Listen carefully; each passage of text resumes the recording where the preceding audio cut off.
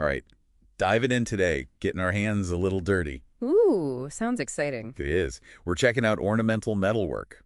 Yeah, using RoleCatcher to guide us. They're great for this kind of deep dive. The best. They even have, like, interview prep stuff once you're ready. But first things first, think about like a really intricate railing on a building. Oh, yeah, the kind that just makes you stop and stare. Exactly. Yeah. Or a gate that just makes a statement. That's the handiwork of an ornamental metalworker. Today, we're going to figure out how they do it.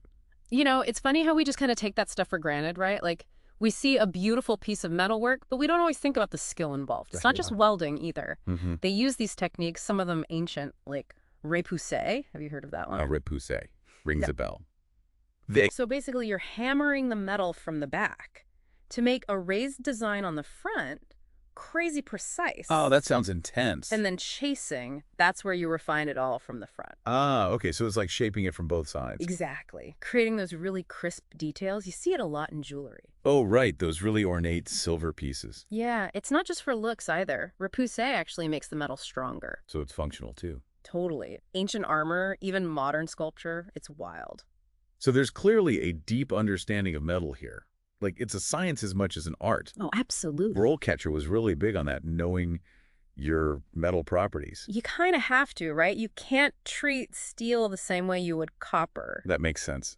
Each metal has its own personality, you know? Steel, now that's your workhorse. Super strong, great for big structures, things that need to last. Right, it's got that, like, industrial strength vibe. Yeah, but it can be a pain to shape, let me tell you. So each metal, it's like its own creative puzzle. That's a great way to put it. Copper, for instance, way more malleable. You can get super intricate with it.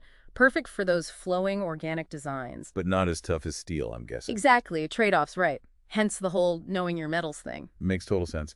Now, RoleCatcher also mentioned fabrication. What's that look like in this world? Ornamental metalwork. Good one. It's basically building from scratch. So like a custom gate. That's it. Or a sculpture, anything unique and functional. Okay, we're talking serious craftsmanship.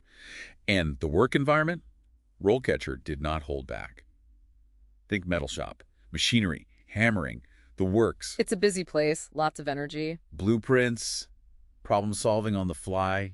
You got to be on your game. Oh, for sure. Stamina and focus, that's the name of the game. So we've seen the what, but how do you actually become an ornamental metalworker? Yeah, it's not exactly a common career path. Right, like not something you just decide to do one morning.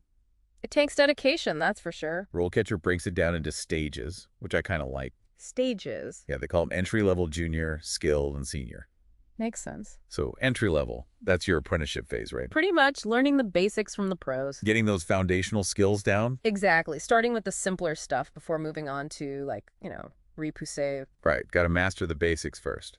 And then once you've got that down, you move up to junior level. Exactly. More responsibility, starting to use the machinery. Collaborating on bigger projects. And really getting into the weeds with blueprints. Oh yeah, RoleCatcher mentioned those. It's not just about the hands-on stuff. Definitely not. You got to have a good head for design. And this is also where specializing comes in, right? It is. You might find yourself drawn to a particular type of work. RoleCatcher gave some cool examples, like custom fabrication. Oh yeah, now that's exciting. You're basically creating something from scratch. The ultimate maker's dream. Totally. Or you might be into restoration, which is a whole other ball game. Restoring old metalwork. Exactly. Bringing those pieces back to life. That must be so satisfying. It is, especially when you're working on something historic, you know? And then, as you get even better, you hit skilled level. That's when you're really in the zone. More autonomy, probably mentoring newer folks. Yeah, and working more directly with clients, architects, that kind of thing. It's a whole other skill set, communication and all that. It is. You're not just a craftsperson anymore. You're a consultant. That's what's so cool about this. It's both artistic and technical. But RoleCatcher doesn't sugarcoat it. They're honest about the downsides, too. Right. It's not all glamorous metal and cool designs. They mentioned the physical demands, working outdoors sometimes. It can be tough, yeah. And the income isn't always consistent. That makes sense, freelance work and all. And then there's the precision required. It's intense. One little slip-up could mess up the whole thing. Exactly. RoleCatcher mentioned repointing. That's a good example. Repointing? That's a new one on me. It's a specialized restoration technique, mostly for older pieces. Okay, walk me through it. So imagine an old wrought iron fence, right? Got it. Over time, the mortar holding it together starts to crumble. Makes sense. Exposure to the elements and all that. So you have to carefully remove the old mortar and replace it with new stuff. Sounds painstaking. It is super detail-oriented, but when it's done right, it's like magic. The fence is good as new, structurally sound. Exactly. It's like giving it a second life. So, phew, we've covered a lot of ground here. We really have. It's a whole world, ornamental metalwork. It is. And RoleCatcher, gotta hand it to them. They really break it down. They do. All those details really makes you think. Right.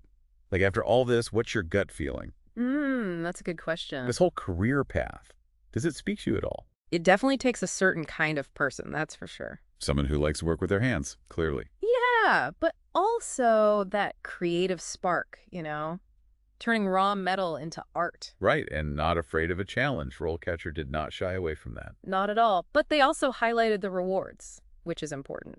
Absolutely, that sense of accomplishment, seeing your work out in the world. And one thing that really resonated with me, they talked about staying current. Oh, right.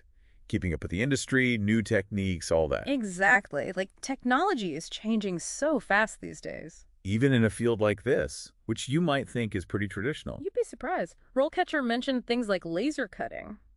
Oh, yeah, I remember that. Yeah. 3D modeling, too, right? It's wild. These tools are like opening up whole new possibilities. So you gotta stay curious, keep learning. Absolutely. Workshops, professional groups, all of that. It's like the best of both worlds, then, the old and the new. Exactly. Traditional craftsmanship meets cutting-edge tech. Love that. Well, RoleCatcher gave us the blueprint, so to speak. Yeah. Now it's about picturing yourself in this world. If you were an ornamental metalworker, what would you create?